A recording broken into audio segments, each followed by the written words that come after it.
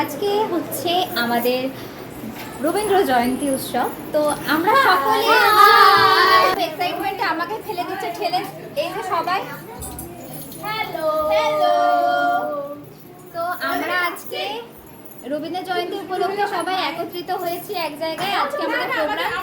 কম করে হলেও এই ভিডিওটা 1 থেকে 1.5 মাস আগেকার, যখন আমাদের ডান্স ক্লাসে রবীন্দ্র জয়ন্তী পালিত হয়েছিল, ঠিক তখনকার।